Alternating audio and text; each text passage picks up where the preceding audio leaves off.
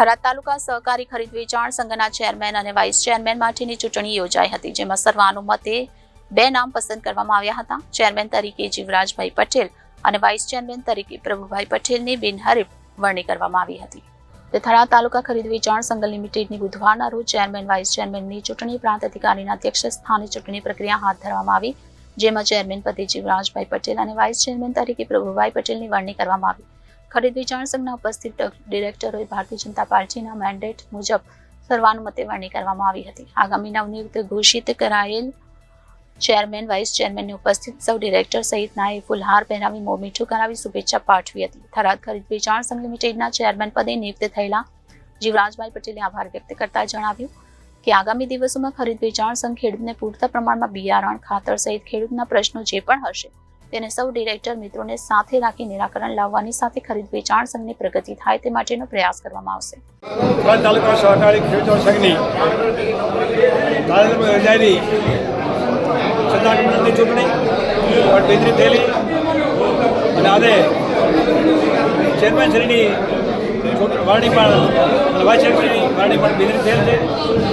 તે ચૂંટણી બેદરી કરવામાં ભારતીય જનતા પાર્ટી ગુજરાતના પ્રદેશ પ્રમુખ શ્રી સી પાટીલ સાહેબ, મહામંત્રી શ્રી રતિભાઈ પટેલ, બનાસકાંઠા ભારતીય જનતા પાર્ટીના પ્રમુખ કીર્તિસિંહજી, આપણા સાંસદ આદરણીય ભરતભાઈ પટેલ સાહેબ, આપણા ધારાસભ્ય અને વિધાનસભાના અધ્યક્ષ આદરણીય શ્રી શંકરભાઈ સાહેબ અને મહામંત્રી શ્રી કનુભાઈ, થરાદ તાલુકા ભારતીય જનતા પાર્ટીના પ્રમુખશ્રી, મહામંત્રીશ્રીઓ અને થરાદ તાલુકાની સહકારી મારી સમાજ મંડળીઓના ચેરમેનશ્રીઓ, મતદારો અને મારા સંચાલક મંડળના સભ્યશ્રીઓને આભારી છે।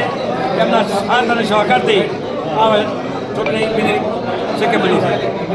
થરાદ તાલુકાની સહકારી પર તાસીર છે કે છેલ્લા 30 વર્ષથી આ સંસ્થાની ચૂંટણી બિલ થતી આવી છે।